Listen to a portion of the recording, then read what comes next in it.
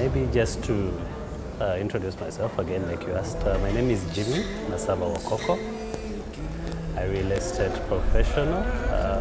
Everything I know, everything I've been trained on, everything I know, everything I've been trained on is in real estate. They should be looked at.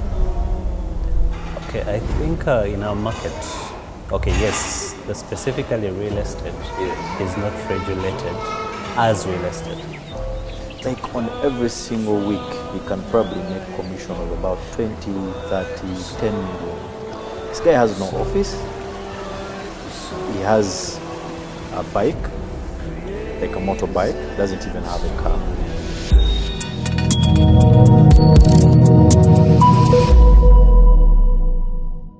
Hello guys, you're welcome to this episode. My name is Jason D. Masiko, the real estate specialist. Today I'm hosting one of the guys that are very pivotal in this market, the real estate market. I've worked with him, I know him personally, he's a friend, he's a brother, and there's so much work that we have done in this real estate market. He's gonna introduce himself, but today we're gonna talk about most of the things that affect our market, especially about commercial, retail, real estate, and that's what's gonna guide this episode. Once again, I thank you for subscribing to our channel. Keep subscribing, keep sharing this episode so that we can still give you more information. Jimmy, you're welcome to this episode. I'm glad to host you today, and I want us to give a bit of some insight and trends of what's happening in the real estate market. I know we've worked together some time back. It's very good to catch up with you again. And there's so much that we need to give back to this market. There are so many things that go out unheard or unsaid, but people there who are aspiring to be involved in the real estate market, they need to understand these kind of things. And this episode is about that. So without going further, if you don't mind, please tell us about yourself by introducing yourself and your experience, how far you've come, how did you start being interested in the real estate market, and then we can lead the conversation from there. Thank you, Jason. Yeah. It's a pleasure seeing you or meeting you after all these years. Pivotal, you said? Yeah, very pivotal because... Interesting. Okay, I think I've done my part, and I keep on doing my part. I'm still doing my part. Yeah. Maybe just to introduce myself again, like you asked. My name is Jimmy Nasaba Wakoko. I'm a real estate professional. Everything I know, everything I've been trained on, everything I know, everything I've been trained on is in real estate. Yes. I've gone to school, I've studied real estate, I've practiced real estate, and I don't have any other experience. So, Yes. and along the way I met you.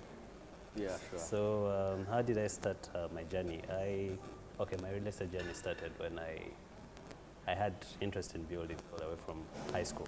Yes. And I always wanted to be an architect. Unfortunately, I didn't qualify to study architecture. Yeah. And I asked myself, what next? And there was this new course at Wakoko University Business School Yes. of real estate business management. Yes. Yeah, it was something new. I remember my parents questioning me and asking me, are you sure Yes. that's what you really want to study? And I told them, yeah, because I wanted to do something that was new to this market. Yes. Well, 9-10 years later, we're here. We're here now, and you're a professional. True, yeah. Okay. There's something that, I'm passionate about. Like you said, there's where a journey begins from. When you did that real estate course at school, I believe it's like for 3 years, what was your picture? What did you picture, like probably when you were doing the course about like 2 years? Did you really think that you will like permanently be installed in this market? Or it's something that you are studying and you're probably waiting on any opportunity? Or there is a guided journey that you set out for yourself? Fortunate enough, as I was in my second year, Yes. I get the opportunity to get an internship with one of the biggest firms here, Yes. Property Services. Yes, They gave yeah. me the opportunity, they took me on. And I would say that informed my decision to love and to stay in this industry. Yes. Because I got to get a picture of, oh, okay, there's actually a lot of opportunity Yes. that is very untapped. Till today, I still look around and I'm like, oh, there's a lot of opportunity and so many people need to tap into this industry. Yes. So me making the decision to stay in there even after school, because when I went to do my internship, my training with them, it was, I gave it my all. Yes. I did my part. I was always at work asking questions. Yes. And I had the best people to look up to, because the bosses there were really nice to me because they gave me the opportunity to train in everything. Yeah. Wow, that's a great insight. I understand that now you're so installed into property management, and I want you to highlight to us the things I think have been the things that have been pivotal in your journey, that you have learned, that you've picked on through the way, and also the latest kind of trends that are happening in the real estate business in terms of management. I understand that managing tenants, landlords is not the other local way when you just visit them on their properties, you demand rent, and then you start locking them up, and you start chasing them around. But I believe that there are new trends that have helped, yeah, like manage or ease management into property management. I want you to give us if there's any latest technologies, if there's any latest information that we need to inform, you know, those people aspiring to be in the real estate market about these kind of technologies that are easing the work of management. Yes, I'm now mainly into property management. Yes. With Bro Yes. Uganda. I head up the property management division. Yes. And I keep on telling whoever cares to listen, starting with our staff or the people I interact with or the students that I get to interact with, that our biggest job is managing people, Yes. not managing the Not actual actually buildings. property, like buildings. Because if these buildings didn't have people using them or occupying them, Yeah. then we would have nothing to do. Yes. Yeah. So the first thing that we need to be trained on as professionals is how to actually deal with people, how Yes. to build relationships with people. Because if you get a tenant, to manage that tenant, you have to have a relationship with them. Yes. To collect rent from that tenant, you have to have a relationship with them. Yes. If you have a relationship with a tenant, they'll feel shy not to pay rent as well, because they'll feel shy to disappoint. However, you do it professionally. They have to know that this is their responsibility and they have to meet it. Yes. Yeah, along the way, our work has been made easier. You're going to see that a lot of companies are now evolving, whereby technology has come into the space. Yes. Before, everything used to be paperwork. Then it became Excel. Now we have systems, Yes. whereby all you need is a few people interacting with a human on the outside, Yes. then a system in the background doing all Yes. the work. And these systems have also come and have brought about efficiency. And this efficiency has helped in things like lowering prices, Yes. expenses on the buildings, Yes. service charge levels are going down. Yes. Because if instead of hiring 10 to 15 people, Yes. I have 4 people and then the system is doing all the work in the background, Yes. then I am more efficient, my cost is going down, Yes. and work is easily done, reporting is very easy. Yeah? Yes. Landlords are happy because they have information readily, tenants are happy because everything is tracked. Yes. And they have information about the space they occupy, or the landlord has information about the buildings that they own. Yes. And this also goes away in helping, because now we have so many institutional investors and they require certain levels of reporting. Yes. And these reports are guided. If you have a system that puts everything together, the human has to just merge a report. Yes. And on an instant, a business decision is able to be made Yes. based on the information that has been generated. But if we were dealing with paper, then coming up with a report would take so long. Take you so much time. Yeah. But now, anyone can make a decision quickly because data is easily collected using a system, Yes. and decisions are made. Yes. Yeah. This system, do you get the landlords get an opportunity to have it or you just manage it and just give them reports? Okay, currently in the market we have several types of Yes. systems. I'll speak about the one I use right now. Yes. With Brawl, we have a system called Brawl Online.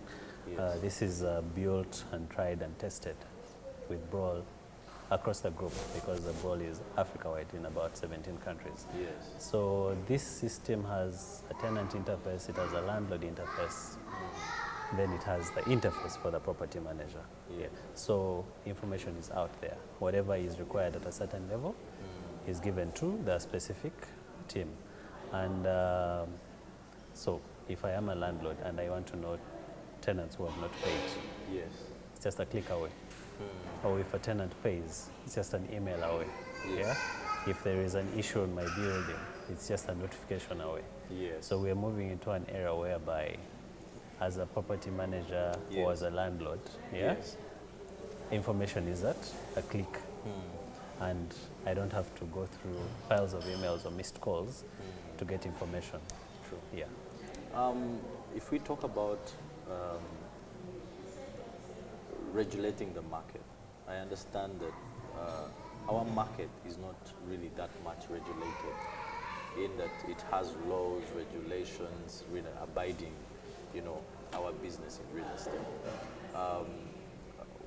What do you feel is the experience probably our challenges that we are receiving in the real estate market because it's not regulated? And what would you, what would be your ideas, or what is that you would want to advise if they're regulating? What are the common things or the most important things that they should be looked at? Okay, I think in our market, okay, yes, specifically real estate Yes. is not regulated as real estate. However, there are several laws that speak to our practice, but Yes. there you have to put together 5-6 laws Yes. in order to understand how to regulate real estate. What is required is we need a specific law that is speaking to real estate. Yes. And that has been the major problem. This is the reason as to why we have so many challenges. The biggest challenge that I see that we face is unregulated professionals or unregulated people in the business. Yes, I will true. not call them professionals because they are not professionals. Yes. We, the people who are now professionals, have come into the market, and now we are going against people who are not Yes. professionals, but they are leading part of the business. I'll give you an example. We have a case of rising prices of property and land. Yeah, true. Why? And we have an issue whereby these prices keep on going up and we cannot bring them down.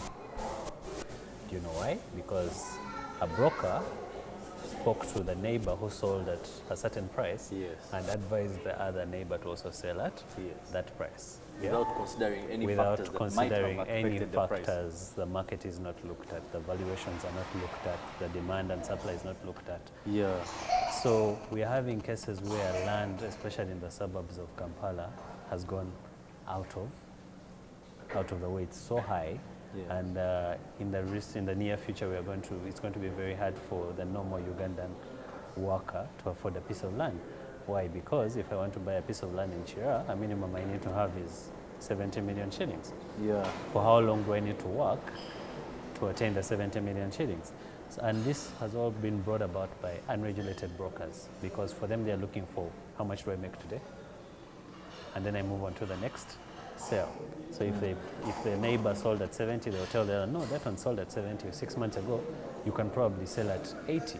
Yes. And then it keeps on moving. Keeps on increasing. It keeps on increasing. The unfortunate bit is the population has also grown. The demand is there. And we have people who buy speculating to sell because they hope the price is going to go up. So those are Yes. things that we cannot really fight. But Yes. if we started by regulating the broker, educating the broker about price controls, yeah? Yes. Then government also comes in and says, okay, you know what, we have a real estate price index whereby they give indications on prices of land in specific areas. Then we shall reduce on this issue of land prices going out of control. Yeah. Yeah. Because there's a friend I have, he operates on Zidover Road. This guy, like on every single week, he can probably make commission of about 20, 30, 10 million. This guy has no office. He has a bike, like a motorbike, doesn't even have a car. But he closes deals more than a person who has an office in the city will even close. Because probably what he would even ask for, let's say taking people around, he wouldn't even probably ask for any fee because he's using a bike.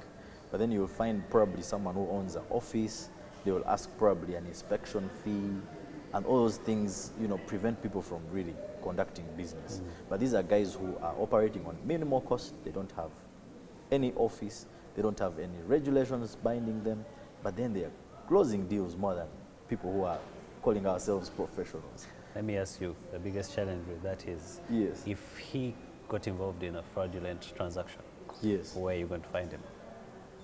That Yeah. is it. And But- people keep losing their money to these guys. Exactly. But if we had a regulation whereby it says every broker needs to be registered, and the market is informed that, you know what, if you're looking to buy a property, yeah, and you're dealing with an agent who is not registered, they've not shown you their registration certificate, Yes. then you cannot deal with them. And we have a lot of money exchanging hands informally out of the banking system, Yes. or not electronically, so there is no trace to it. So Yes. many people have been cheated by these people who are briefcase, Yes. walking out of their briefcases or walking off by the roadside. Yes. So that is the importance of regulation, needs to come in to curb Yeah, that to curb vice. Yeah. fraud. Also, government loses practice. government is losing a lot of tax that they could have Yes. attained. Yes. Because if a transaction is happening by the roadside, then there is no way government is ever going to get any tax out of it. Also, this broker who is operating on the street, do they have other people that they are working with? Yeah? Do they pay NSSF for their staff? Yes. Do they meet any payee It's for actually the their staff? government losing money. So government needs to look at this as another source of revenue, Yes. so that they move in to regulate. Yes. Yeah. I think it's something that needs to be addressed. Then I want us also to talk about the shopping center market. We first saw Acacia Mall. It's the one probably that opened our eyes to shopping center, And then we saw Village Mall, we saw Victoria Mall. And by the way, I think we used to lease space on these kind of malls. But now we are looking at even malls extending to the suburbs, the likes of Akamwesi, Gayas Road. There's so many malls coming up, Chisasi, Chanja. There is this trend that you can actually own a shop in a shopping center and it doesn't have to be specifically in the city. And I think maybe it attributes to COVID, that some eyes were opened about conducting a business, specifically you have to be in the city center. What do you take of this shift of malls extending in the suburbs, and also guys having shops in these malls that are in the suburbs, not specifically thinking like how they used to think in the past, that to have a shop to thrive, it has to be in the city center? Okay, first, Jason, I would like to first start by correcting you. Yes. You're calling all the buildings malls. Yes, yes. Me and you know that we have malls, we have arcades. Yes. Yeah. The malls that we're talking about are shopping centers, the likes of Acacia Mall, Yeah. Arena Mall, Village Mall, Victoria Mall. Yeah. Those are what qualify to be called malls. The malls. Yes. Then we have arcades. Yes. The downtown arcades have now moved and are now in the suburbs. Yes. Built properly, okay, fairly well, Yes. but they're not properly planned. Yes. They don't have the required parking. They don't have the required retail mix. Yes, So yes. I would still call those arcades, Yes. not malls. Yeah. Speaking about retail, you know very well I have a passion for retail. Sure. Credit to one of the people that we worked with so well. Our market has evolved. It's growing. It's Yeah. growing. 8 years ago, when Acacia Mall was built, it opened our eyes. However, before that, there was already Lugogo Mall. Although it didn't have the right retail mix then, but over the years, it has also evolved. So Acacia Mall opened this market up to something that it didn't have. Yeah. So we never had a property that was built so well, managed well, that looked a certain way, that had a certain class of clients. Yeah. Yeah. And the retailers came in there and they were making money. Yeah. So when the next malls opened, the likes of Village Mall, Victoria Mall, then people were rushing to get space there because they had seen what was happening Yes. at Acacia Mall. So after that, of course, we got other malls coming up in suburbs trying to mimic what was happening. Yeah. Then we had our retailers here who own supermarkets putting up their own malls. You've seen Quality in Alia, Yeah. you've seen Tattoo Shoppers in Tinder. Yeah. So the market started growing. Then comes COVID. Comes and hits COVID brought hard. about a shift. Why? Because the retailers that we had here were hard hit. They were being asked to pay rent in shopping centers when they are not trading. Yeah. Why? Okay, yes, shopping centers are business and the agreements are in place. Some landlords came on board and said, you know what, let's split the costs, Yes. which was understandable because everyone is running a business. However, you can't squeeze money out of a rock. So unfortunately, we saw some businesses going under. Yes. Some are still struggling up to today. But also, the market evolved so much because of COVID. Why? People realized I don't have to go to the city center to shop. I can do my shopping near home. Why? If I need a shoe, I need a Because shirt. for the 1 year when they were locked up in their neighborhoods, they could get everything they wanted from near home. So they started coming, the suburb malls, Yeah. because people were now shopping from home. So someone realized that, okay, instead of leaving work and I drive to Acacia Mall or Gogo Mall, I can drive to, let me say, I stay in Challenger. Yes. I stop by Prime, yeah, and I get whatever I need from there. Yes. So I leave early, I brave I skip the traffic, I shop from near home, Yes. and I'm home. Yes. So this has led to a growth Yes. in the shops or dukas that are in the neighborhoods at home. Yes. I'll give you an example. My interaction with several retailers Yes. has actually come off with this thing of, I don't think I want to open another store in these big shopping centers. The discussion is now around where are people staying, where are the big neighborhoods. Where are the And big neighborhoods? where are the big Where's the neighborhoods? market? Where are the next neighborhoods? Yes. Where is the market? I'll tell them, okay, Kampala has a dormitory, and the dormitory is called Wakiso. Yes. Everyone goes to town, Kampala, to work, and they're back to Wakiso. Yes. If you're looking at Wakiso, where are the neighborhoods that have spend? You're looking at Namugongo, Chadiwajala, you're looking at Nalia, you're looking at Chanja, yeah? You're looking at Chira, Yes. you're looking at Nigeria. Those neighborhoods alone can sustain, each of them can sustain a retail center. Why? Because the spend is there, the Yes. middle class is staying there. Yes. Then we have neighborhoods of Munyonyo, Mbonga, those areas. Yes. The spend is there. Then Entebbe is a bit slow. It was also affected by the UN issue and then moving out. But we've seen the retail units that have opened up in these locations performing so well. I'll give you an example. 3 years ago, you went to Quality in Alia. Did it look the way it looks today? No. Well, now it looks different.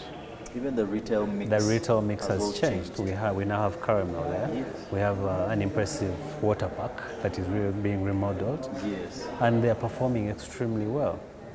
Go to Munyonyo. You go to Shell in Munyonyo. It's a petrol station. Yes. Previously, a petrol station was a petrol station to get petrol and leave. But now you have a petrol station, you have a mini mart, you have a saloon, you have a restaurant. Why? Because they're all feeding into each other. Yes. So all these businesses, even the guys who are selling fuel, have now realized, oh, okay, we cannot survive on our own. We need to offer more too. True. And where are these things located? In the suburbs, not in the city center. So we are going to get a shift where retail business is going closer to where the customer is staying and not really when the customer is in transit. Because I would prefer, on my way home, stop by, buy something, and then proceed home. Other than stop, I'm in traffic, but there is Lugogo Mall, and I'm staying probably in Chireka. I can't stop on Wakoko Mall when I know all the way to Chireka, near my home there is a shop that I can actually get what I want. And most of these goods that we want are consumer goods you can get anywhere. True. So I think those trends, that's what I'm bringing it up, that the retailer out there who's planning to probably start a retail shop or expand, these are things they need to understand, they need to know the trends, that the way they are moving, so that it can guide them on how best they can make decisions for their businesses. And another issue that I wanted us to talk about, since you're in property management, as we close this discussion, there is a tendency of landlords hiring property managers, but still want to micromanage them. I'll give you an example. A landlord will hire you as a property manager, but they have already set out probably pricing of their spaces. Let's say they're asking about $60 per square meter. But then you know in that specific market that building is located in, you can't actually achieve $60 per square meter. The best probably you can is about 40. But the landlord will be adamant to make a decision probably reducing the price because they want you to get to the target that they are trying to achieve, but not wanting to actually listen to the professional who has made research, who knows that this can't be achieved. And then spaces probably will remain vacant. But at the end of the day, you as a property manager, you'll be blamed, like, you know, why are spaces empty, why you're not getting tenants, why you're getting the wrong tenants. So how do you advise property managers out there that still have those kind of landlords? And if that happens, how should you handle those kind of situations so that you stay professional and then still get the work get done? Okay, one of the first things that I learned in a hard way when I was doing property management is that property management is a thankless job. No one is ever going to walk up to you and tell you, you know what, pat on the back, thank you for managing my property well. That's true. No one is ever going to do that. On the issue of landlords and how they relate with property managers, I keep on saying, let the professionals do their job. As Jimmy, I cannot treat myself when I'm sick. Why? Because there's a doctor to do it. They are the ones who will understand my symptoms and give me the medication. Property managers are professionals. If you go out there and you're hiring a property manager, you need to allow them to do their job. Yeah, sure. Even me as a property manager, there are things I don't do. There's a reason as to why I'll get a property management contract and I'll hire a cleaning company, because I'm not a professional in cleaning. Yeah, I will hire someone to service a generator. I am not a professional in servicing generators or maintaining lifts. So there's a reason as to why people do specify or specialize in certain fields. Yes. My specialty is to make sure I manage all service providers and do my part of managing tenants. So you as the landlord, you've hired me as the professional to do that part. You as the landlord, you're supposed to listen to the advice that I give you. And some of the biggest challenges that we face is landlords go out to build what looks good to them. I am a landlord, I have a piece of land somewhere. I wake up one day because I've seen one of my friends has built a mall. And I'll go and say, okay, I think I also want to build a mall. But the questions should be, if I build a mall, how should I build it? And will it work when I build it? These are probably different locations. Exactly. Where the mall is this one place, another one won't So work. you will go out, get money and dump it. So after dumping it there, when you're almost finishing the property, then you will start asking yourself, so who is going to be my tenant? A question that you should have asked yourself before you started building, who is going to be my tenant? Or will the tenant actually fit in this space? So now, at that point, that's when most landlords start looking for professionals. Then When there's always a mess. when the place is already a mess, you build something that can never work. Yeah? So I'll come in as a professional, I'll look at it, I'll look around, I'll tell you, you know what?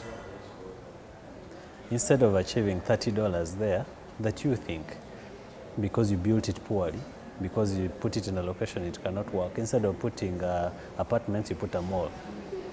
Yeah? Yes. You are going to charge $10.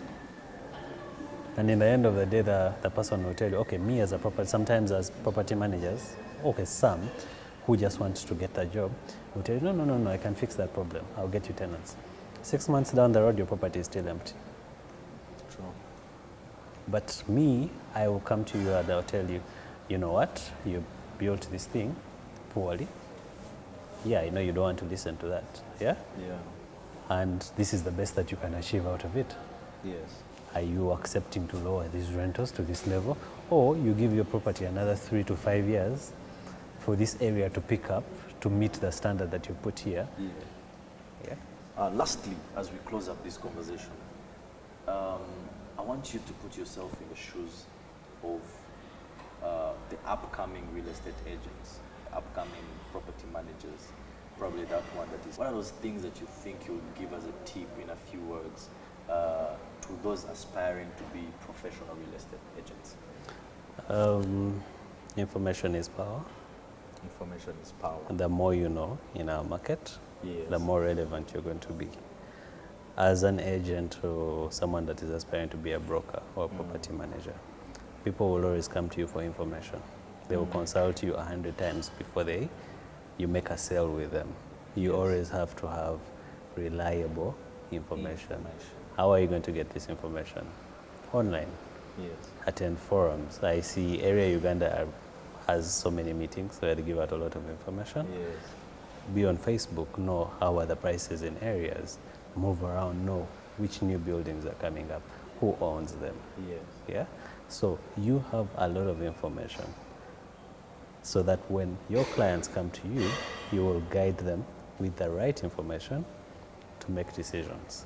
So if you're an aspiring agent, number one, have information. Number two, build a network. And when you're building a network, you have to make sure you're building a good name as well. Yeah? Because it takes time. Yes. Personally, I have about almost 10 years experience in this market. Yes. Yeah? Where I am today, I was not 5 years ago. Yes. I was not 8 years ago. Yeah? However, I wanted to be where I am today. I wanted to be 10 years ago. So many people think that you're going to jump from step 1 to step 10. Yes. But it takes time. Time. Takes time. You build a network. Our work is basically about networks and then how you treat your current client. Yes. Because your current client is going to be the one who is going to refer you to your next client. Then for aspiring property managers is start small. You're not going to start as a property manager. You probably start as an assistant in a property management company. You grow up the ranks. The more you learn, the more you show that you can deal with people, the more you show that you can deal with complex situations. Because on a daily as a property manager, you're dealing with people's problems. You're supposed to be helping people solve problems that they don't know that they have. Yes. So you need to train yourself to deal with problems, to manage people's problems, so that they don't even notice that they had those problems. Yeah. For them, they come to work, enter buildings, and then drive out. Yes. Yeah. Then, education. Yes. Go to school, study real estate. There are so many trainings on how to become a good agent, how to become a broker, how to manage properties. Because yes, you might have the experience, you might have the exposure, the network, but if you don't have the paper to also guide you, then you'll not really go far. Wow. Thank you, Jimmy, for this conversation. I know it's going to be interesting when our people watch this. It was great having you. It was great catching up with you. And I know we're going to catch up more together to give people this information on different platforms, on podcasts, on our YouTube channel. And I know we're going to give the information that is relevant. It's a pleasure. Yeah, and nice catching up with you. Nice catching up with you too. Yeah, may God bless you for that. You too.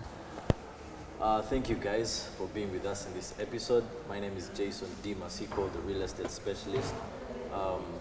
We are encouraged by your sharing our videos. We're encouraged by subscribing to our channel. May God bless you for that. And we are blessed to give you information that will only make you professionals in real estate market. There are so many things happening in our real estate market that are not regulated, but we need to inform you about these things so that you can understand what it takes to be a professional real estate agent. Catch you again in the next episode. May God bless you.